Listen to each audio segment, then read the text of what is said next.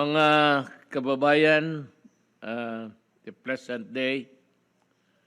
Ako, pleasant talaga ang araw na ito kasi nag-inaugurate ako ng one of the three bridges na nagawa sa panahon ko.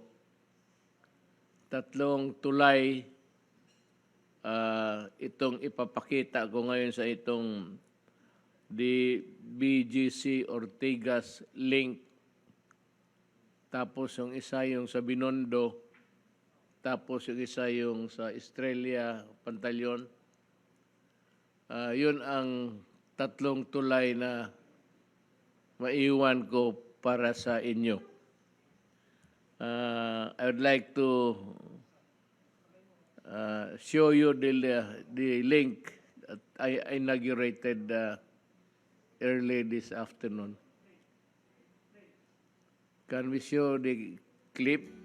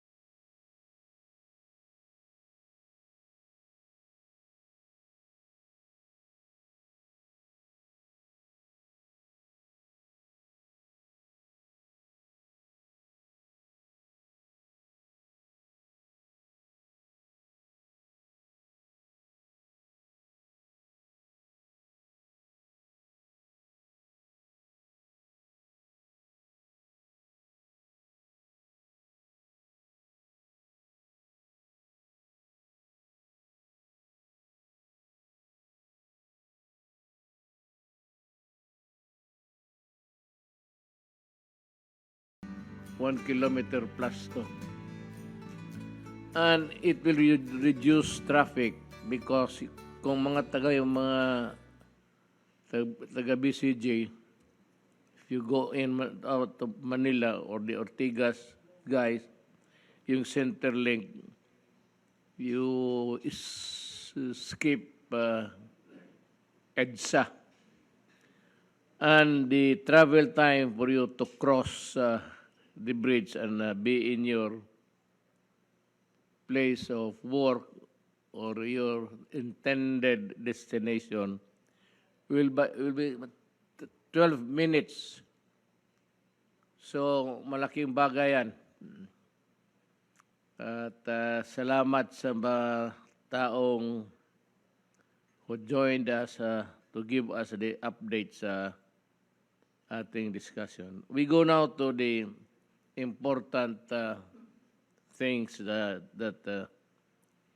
we have to discuss. As of today, we have already received more than 71 million vaccine doses against COVID-19. Of this number, around 46 million doses were purchased by government, 16 million were donated by COVAX, and 5 million were purchased by the LGUs, while more than 3.6 million doses were donated by other countries. To date, more than 45 million vaccine doses have been administered nationwide, of which 24 million doses were given as first shot. Dalawa kasi yan eh. While the number of fully vaccinated individuals is now more than 21 million or 27.36% of the country's eligible population. At this point, I think we have a slide to show how we are faring in our fight against COVID. Ayan.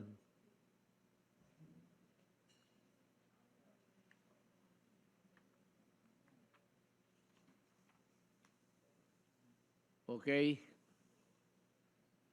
Good. Thank you. This September, we administered 12 million doses.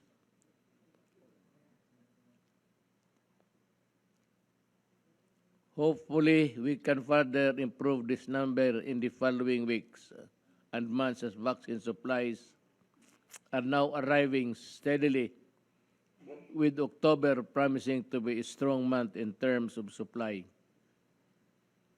The national government aims to administer 10 to 15 million doses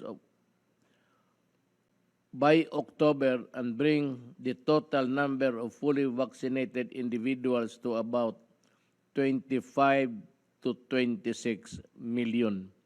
Indeed, the administration of the first and second shots of the vaccines have steadily improved in many regions as well as key cities throughout the country. Thanks to the collaboration of our national government, our LGUs, local government units, as well as other partners and stakeholders. More than 7 million residents, or 72% of the NCR's target population, is now fully vaccinated, while almost 86% have received at least one shot of the COVID-19 vaccine. Meron pa na iwan na hindi pa na, ewan ko kung bakit, that they have to have their bakuna. May bakuna naman, sana magpabakuna na talaga. Meanwhile, major cities in Luzon, Visayas, and Mindanao have breached the 35% mark in terms of fully vaccinated individuals, and several to have almost reached 50%. The percentage of partially vaccinated individuals in various regions follow closely, and we hope that this will increase in the coming weeks and months ahead. For the last quarter, we target more than regions and cities throughout the country to reach 50% or more than, well, around that number, 50% before Christmas. Finally, I am very pleased to let you know that the IATF today acted on my recommendation to approve to open the vaccination program to the general population immediately, and also to begin the inoculation of our 12 to 17 years old children against COVID-19 as a pilot in key cities starting October 15. So meron na, punta ka na lang doon, wala nang tanong, basta sabihin mo lang na gusto mo pang 10 na shot, mamamatay ka niyan, sigurado yan. You know, there are people really who are not contented or hindi sila kumpante sa second or third shot. But, you know, the medical experts,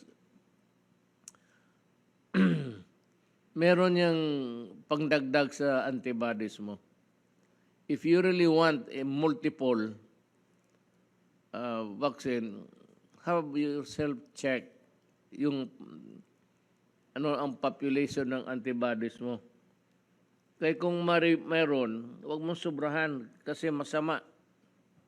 It is not good.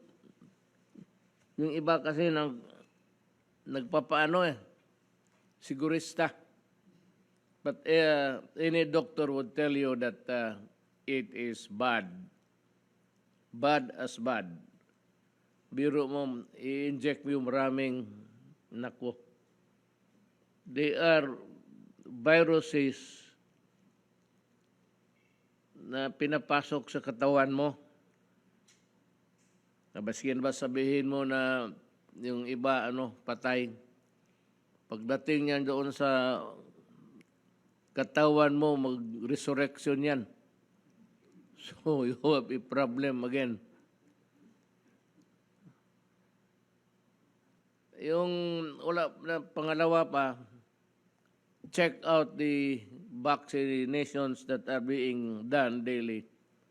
At baka magsali ka na doon sa second shot mo para kumpleto na. tama na yung dalawang doses. Huwag ninyong sobrahan. Delikado. At alam mo, when you do that in multiple, hindi ka magsabi ng totoo, you deprive your countrymen, the others na hindi pa, sa isang bakuna na maibigay doon sa kapwa mong tao. Ganon yan eh. Pag masyado kayo, mayroong iba, may second, third, fourth, fifth, hindi naman kailangan. And it does not add really to the full protection of your body.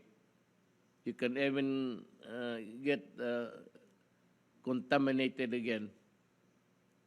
So, wag mong kunin lahat o yung style na sa Bisaya yan, ano bang sa dinaw,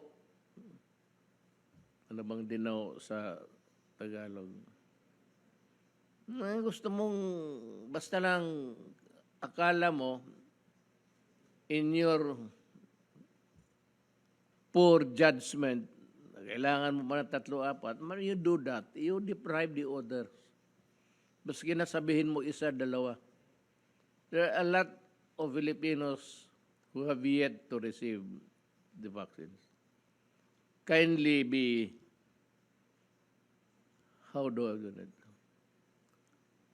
Kindly be so passionate about the whole thing. Kapwa mo tao.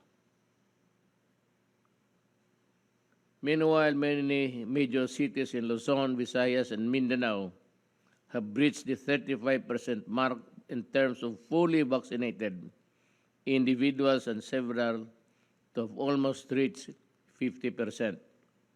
The percentage of partially vaccinated individuals in various regions follow closely, and we hope that this will increase in the coming weeks and months ahead. May mga bakuna may dumating. Kasasabi lang ni Secretary Galvez o Secretary Roque na ang Amerika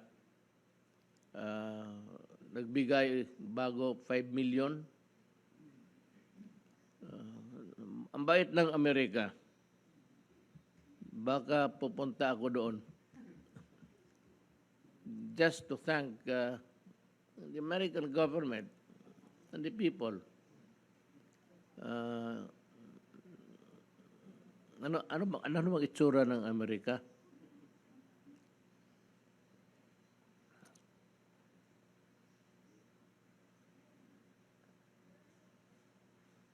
Finally, I'm very pleased to let you know that alam mo, ganito yan. Dito sa quarantine, yung 14 days, may doktor ako na galing sa Amerika. Kalalabas lang niya ngayon after spending 14 days. Masyadong malayo mo yan, sir. If you can talk to the task force, is it really demanded of the moment? And is it really a compelling thing that you complete the 10-day detention? Kasi kung yung iba, earlier during when this thing COVID came in, they were talking about the incubation period of about 7 days lang. Pag pumasok sa katawan mo, at least 7 days lalabas talaga yan. I may be wrong. I may have misheard. Pero kung totoo yan, 7 days na lang. Para kasi kung magpasok yan, it will manifest katawan mo within 7 days. Could be on the 2nd, 3rd, 4th, 5th. Ganon yan. Talagang lalabas yan. Beyond that, medyo wala na. Yan ang sabi nila. Kung mapag-usapan natin si Secretary Roque pati si Persino pa. Baka yes, Secretary Anyo. Sir, pinag-uusapan na po sa IETF. In fact po, pinapinalas lang po namin to. Magiging 5 to 7 days na lang po yung quarantine period sa mga vaccinated po. Good, sir. Sa bagay, if it's really the incubation period of a germ entering your body, and it will manifest within 7 days, and beyond that, hindi na kasali yan, ibang sakit na yan. Well, I think that awa-awa naman yung mga naawa ako sa kababayan natin, ang mga OFW. Pati yung utang natin kasi yung mga hotel na ginagamit natin maganda. Manila Hotel, Diamond Hotel. Hindi ito basta-basta. Kung gusto mo makatikim ng magandang hotel na gano'n, magpahawa ka lang. Mamili ka ng hotel gusto mo. O kung bata ka, hindi ka dalawa kayo ng girlfriend mo magpahawa, ay mag-honeymoon ka na doon. Medyo may lagnat lang na kung konti, pero okay na. Now, dito tayo sa Blue Ribbon hearings. Actually, ganito. Ang gustong ipalabas talaga ni Gordon na may kickback ang mga opisyal. Kung hindi ako, sino ang gusto niya? And he's out really to find something which is not there. Alam mo, Senator Gordon, hindi naman kami masyado talagang mahirap sa buhay. Kontento na kami at yung kabinete ko sa kinikita nilang sweldo. Ikaw pinipilit mo lang kasi naghahanap ka na talaga kung meron bang kickback. Ay sabihin ko sa iyo, insofar as we are concerned here, wala po. Hindi namin sakit yan. At ako sabi ko, kung gusto kong mag-kickback, bakit hanggang patapos na ako? What's the point? I have been mayor for 23 years. Di inumpisahan ko na sana. Di may mansyon na sana ako kagaya ninyo. Ayan man ang totoo. Bakit ako magsikripisyo ng 23 years kung mayroon man talagang pera na makukuha mo? Di ba? Ngayon, ikaw, ang problema mo ganito. Sinabi mo, bakit ba ang Pangulo ay dipinsahan ang mga sangkot sa anomalyang ito? Why does he lower his dignity? Bakit hindi magtanong ang Pangulo si Leon Silaw? Yun o, ganun lang yan. Pakunwari lang. But actually, kami ang tinatarget mo, si Roque, si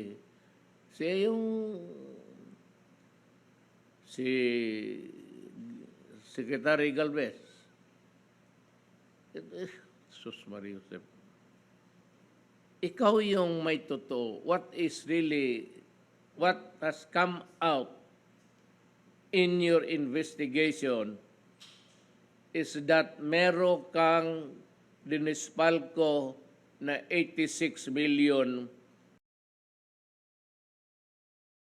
out of the 146 na hiniram ninyo, 86% ang kinuha mo, o 86 million. Yan ang totoo kasi natalo ka sa COA, nag-appeal ka, natalo ka, umabot ka ng Supreme Court, Ngayon natalo ka and the judgment is final and executory. Wala ka nang magawa dyan, kundi bayaran isa uli mo ang pera, Dick Gordon. Return the money. Itong investigasyon mo wala pa. Ang totoo dito ang lumabas, sabi ng COA na walang korupsyon, walang overprice, at delivered lahat. Eh ano pa ang gusto mo? Sige kakalka, naghahanap ka, kasi gusto mo sigurong nasa TV ka araw-araw, libre kasi ang exposure. Mga kababayan ko, kung ito si Gordon, sa katagal na nito sa Senado, ganon pa rin ang pinapakita niya.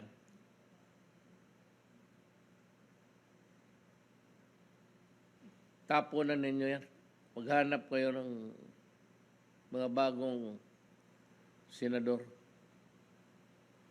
Huwag yung mga, ano na, yung parang despot na, parang hari na hindi ka pasagutin. Kung yung tanong mo, may sagot siya na gusto mong sabihin. Kung ayaw niya, magagalit ka. Anong klaseng?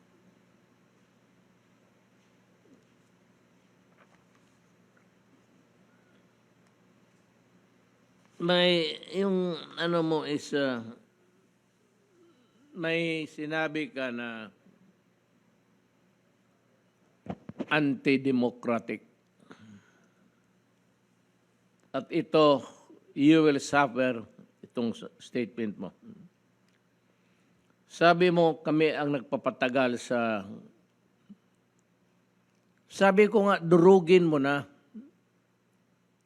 Parmalin o lahat yung ano diyan, wala kaming pakialam at hindi namin dinipinsahan. Kaya lang, every time you call, tinawag mo si Roque na naman, Secretary Roque kanina, hindi naman ninyo tinanong. You know, I want the cabinet members to focus on COVID-19. It is a pandemic. And it has spread throughout the country and in other parts like Davao, Cagayan, Cebu, malaki pa ang trabaho natin. And alam mo, pinapatawag mo for nothing and for how many days para kang sino na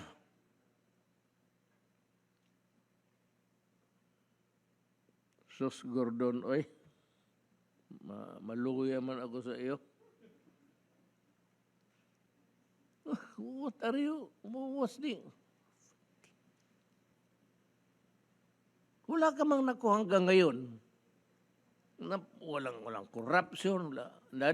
Lumalabas to yung baho mo. Ikaw ang may kailangan ngayon. As a matter of fact, we will be filing a case against you for malversation. Not as a senator. Dinikit mo yung PDAF mo dyan sa red. Anak ng waiting ka. At gidrawing mo yung muka mo. Ang muka mo na dyan, lahat nakiplastar. That is a cheap propaganda.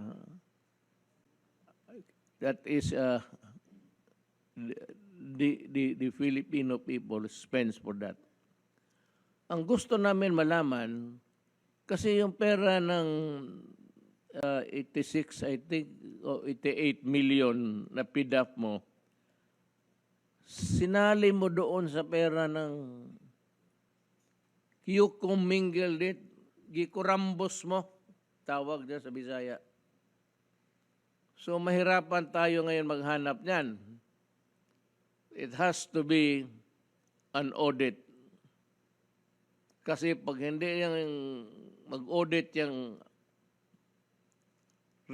itong COA, there is a provision in the Constitution which mandates COA to conduct an audit. and find the money where it is. Yan ang mahirap sa iyo. And you say, ang mahirap ito, may sinabi ka, nagdragging, at ito ang sinabi mo. You know, this statement of yours will create a crisis. Sigurado ako. So we better prepare for that. Nabi mo, and you say that this can go on until kingdom come. Ibig sabihin, at the end of the world, yun yung panahon na magbaba na si Kristo para sabihin kung sino yung magnanakaw, pati liars. Sigurado ako, ikaw ang ituro dyan sa Olongapo. Ngayon, kailan ito matapos kingdom come? Who are you to say that? Sabi ko, that is a very undemocratic statement. And you want the Filipino nation, pati kami dito sa executive department, damayin mo? Well, I'm telling you now, I have ordered Secretary Medjaldia to prepare the executive secretary. I will issue a memorandum na lahat ng nasa executive department will no longer obey your summons. Kasi kingdom come ka. Kailan mo matapos magsabi, basta kingdom come. Mahirap dito until kingdom come. You are overstepping your jurisdiction on this. There is an abuse of discretion already. This is not an acceptable statement in a democracy. We are run by laws and rules, and you cannot do that for you to wait for kingdom come. This is what we have found so far. Some people equivocate. Some people try to skirt the questions that are being asked, and rather haltingly or hide behind the mask of confusion when the questions are clear. In the meantime, we go along with our hearing, and this is the 10th hearing practically, and we will go on to kingdom come until we go, because we are still practically in the beginning, and we're still on formally, and there's a lot more to be dug. Alam mo, dalawa lang kayo nagsabi niyan ng kingdom come. Jesu Kristo pati ikaw. Na-realize mo ba yan? Kingdom come. That's one of the statement of Jesus Christ when He was here with us. Dito in the planeta. Pati ikaw. So you are playing God. So pag sinubina mo yung taga-executive department, kasi ayaw ko na, based on your statement that you will conduct the investigation until kingdom come, ako, just to, pull back the secretaries, Roque and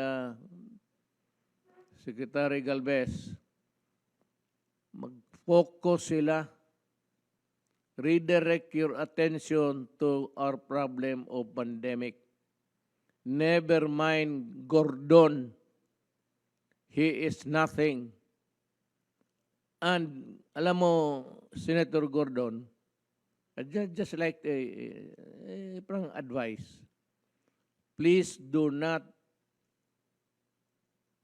use that recklessly yung We've been using it in a reckless manner eh. Yung i-contempt mo yung mga opisyal ko. You know, the procedure there is yung methodology is you will order the automatic yan, the sergeant at arms to arrest the persons refusing to heed your summons, subpoena. So, hulihin niya ng sergeant at arms. I said that you have gone out of bounds amounting to lack of jurisdiction. So, sabihin ko sa sergeant at arms ngayon, do not ever attempt to arrest anybody. Kasi ikaw ang arestuhin ko. Ngayon, you will order the police and the military to help the sheriff. Ako naman as Commander-in-Chief of all uniformed personnel of government, I am ordering the police and the military and everybody to stay out of this trouble. Huwag kayong sumali, huwag kayong sumunod kasi may crisis na tayo. There will be a time maybe which I am just afraid that you will have to intervene. Pero wag muna ngayon because it's just a brewing. And ako kasi, grave abuse of discretion, the exercise of is a grave abuse of discretion amounting to lack of jurisdiction. Sinobrahan mo eh. So pag sinobrahan mo, away na tayo. Na mag-order ka ng sergeant at arms mo, sino man kasama niya, isa lang man yan.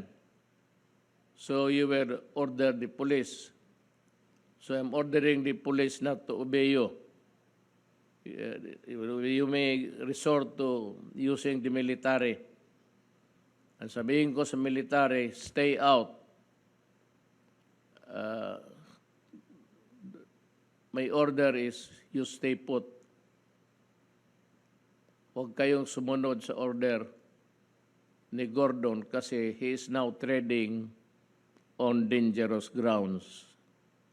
Itong kanyang hearing is an exercise of grave abuse of discretion amounting to already of lack of jurisdiction. That power to compel people to be there does not include abuse, does not include despotic ways, does not include like making a very reckless but deliberate statement, which is an affront to the Constitution when you say, I will conduct the investigation until kingdom come. Tanungin kita ngayon, sino ka? Na kayong mga senador, you might be offended by my words now. Yung kasama ninyo, sabihan ninyo. Pag hindi rin kayo makaprangka, gusto ninyong sumali sa rumble, di mag-rumble tayo. Then I said there will be a constitutional crisis. So I'm ordering the military and the police to, as their commander-in-chief. May crisis na tayo. Ikaw ang bahala. Wala na marami sanang points dito na ipa-ano sa iyo. Harry Roque is now with us, and he can give us the finer points of law about your behavior dyan sa Senate. Harry, you can have the floor. Magandang gabi, Mayor, at magandang gabi po sa lahat ng ating mga kababayan. Unang-una po, no, tama po ang mga sinabi ninyo. Isa po sa bagong probisyon ng ating saligang batas ay yung tinatawag na certiorari power ng ating hukuman. May mga political questions po tayo at ito po yung mga questions na sangayon sa saligang batas ay kinakailangan maresolbahan ng iba't ibang mga sangay ng gobyerno. No? Pero kapag nagkaroon po ng grave abuse of discretion, pag nagkaroon ng capriciousness, pag nagkaroon ng wantonness, yan po ay po pwedeng mapawalang bisa. Dahil bagamat meron po tayong kanya-kanyang mga puder sa iba't ibang sangay ng gobyerno, dapat po ito ay ginagawa natin in good faith and it must be done within the bounds of jurisdiction. So, tama po ang sinasabi ninyo, no? Bagamat may kapangyarihan pong Senado na mag-conduct ng investigations in aid of legislation, isa po siyempre sa limitasyon is that it must be in aid of legislation, bagamat we concede that because of the plenary power of Congress, it is Congress ultimately that will decide what is in aid of legislation. Pero ang exception po dyan is if they act with grave abuse of discretion amounting to lack of jurisdiction. At sa tingin ko po, yung sinabi ni Senator Gordon that he will conduct the hearing till kingdom come, knowing na ang mga nagpa-participate po sa hearing ay ang mga kaparehong mga kalihim na in charge po sa COVID response ng ating bansa. Ang DOH Secretary, ang Vaccine SAR, ang Testing SAR, ayan po ay tantamount already to grave abuse of discretion. Hindi naman po pwede na bilang presidente na kapag na ang inyong katungkulan ay pagpapatupad ng batas, hindi po pwede magkaroon ng paralysis sa sangay ng gobyerno na nagbibigay serbisyo sa panahon ng COVID. Ang IATF po pinamumunuan ng Secretary ng Department of Health. Yung ating solution po sa pandemya ng mga bakuna, pinamumunuan po ni Secretary Galvez at siyempre po yung importanteng gawain pagdating po sa ating PDITR sa detection ng testing ay pinamumunuan po ni Secretary Vince Dizon. Kung ang mga kalihim pong ito ay araw-araw na lang mula alas 8 hanggang alas 5 ng hapon ay humaharap sa Kongreso till kingdom come, magkakaroon po ito ng epekto, magkakaroon po ng paralysis yung abilidad ng ating gobyerno na bigyan ng katugunan ang problema ng COVID-19 pandemic. So in my humble opinion po, it is already tantamount to grave abuse of discretion. It no longer is in aid of election. It is a witch hunt. It is a persecution. It is in aid of election. At meron po kayong katungkulan na panindigan na po ang saligang batas at katungkulang bilang isang presidente na nag-eeksersisyo ng inherent police power of the state to take such steps that will promote, among others, public health. Yun lang po ang aking humble opinion at sa tingin ko po, tama po, there is a constitutional crisis dahil inutusan niyo po ang mga kapulisan na magsumunod sa contempt powers ng Senado, pero the Constitution po is written in a way na there should be auto limitations in the way the powers of the three branches of government are exercised. And where there is grave abuse of discretion, that auto limitation will result in an equilibrium.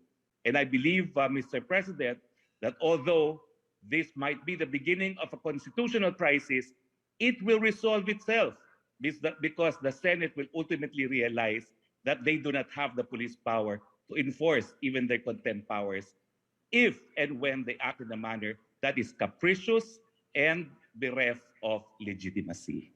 Yun po ang aking humble submission. Magandang gabi po, Mayor, Mr. President. Salamat, Secretary Roque. Tama ka talaga on all fours. I agree with you. You articulated my sentiments. I was not really able to give it the way that you're doing kasi batas na at pinag-aralan mo. and you are a constitutionalist, professor ka ng constitution, alam mo talaga lahat. And besides, yung maski na ordinary lawyer or ordinary person, pag sinubrahan mo yung power mo, then there is a grave abuse of discretion. Then pagka ganon, it would go out to something like in excess of or lack of jurisdiction na. Kaya ako, I will protect the people of the Republic of the Philippines by calling all the secretaries involved in the fight against COVID to stay focused. Kung pinapatawag nila yan, may mga decisions sa araw-araw, ilan, they have to make critical and crucial decisions.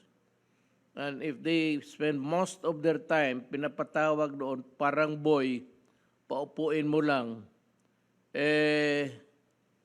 medyo malabo yan, Dick. Ano talaga, yung very appropriate yung pangalan mo, Dick. How is your health?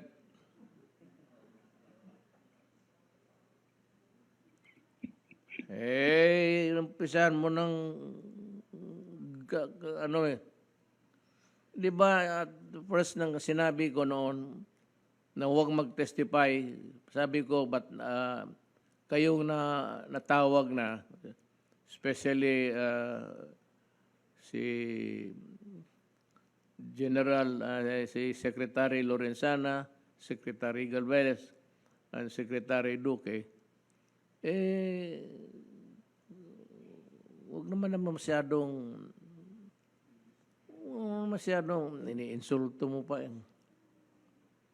You know, you do not have that right to insult people and to shout at people and to interrupt the truth. Pinuputol mo Pinuputol mo because of your power as a senator. So this time, I will castrate you. Hindi ko na papayagan ang mga tao. Okay, kailangan ko yan tsaka COVID. Inuubos mo yung panahon nila. So tayo na mag-away. So ngayon, I'm sure that you will use your contempt powers. Hanggang dyan ka lang. Yan siya, Sergeant at Arms mo. Sus Mariusep, ipa-aresto ko yan. Sino naman tawagan mo? Police? I'm ordering the police now to stay out. Do not obey the Senate. So, and the military, if Gordon feels like calling upon you, again, the same order, stay out. Stay out because there is a brewing constitutional crisis here. Not of our own making. Hindi sa amin nanggaling yung the fault does not lie in us. Ako nga pumayag, ako sabi ko, sige, total umpisa naman ninyo. Pero sumusobra ka na So, ang iyo talaga, naghahanap ka ng butas na makita, nagtanggap kami ng pera. Yan ang gusto mong mayari. Sos Gordon. Kasi hindi mo kami kilala. Akala mo lang, if you have been to the ways of corruption, gaya ikaw, PDEA. What's the PDEA actually? PDEA is corruption. Wala mga talaga nawawala na ang pera dyan sa gobyerno dahil dyan sa PDEA na yan. It cannot be accounted. Billions. Billions of PDEA cannot be accounted for already. Because yung auditing is already an impossible task. So, yan, dinikit mo yan.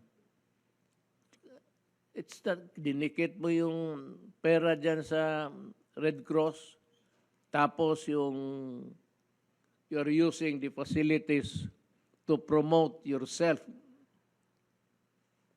Be careful. Be careful, Dick. Be careful in exercising the powers of government. There is always a limit to what you can do. So, sabi ko, na nagwawala ka na, kapunin kita. And that is what's going to happen. I'm sorry it has gone this way. I do not want it. That's the last thing that I would want to do, quarrel with a separate body. But I can only take so much. Yung kingdom come na yan means that you can summon everybody again araw-araw to the detriment of the workings of government. That is not good. I do not want that to happen.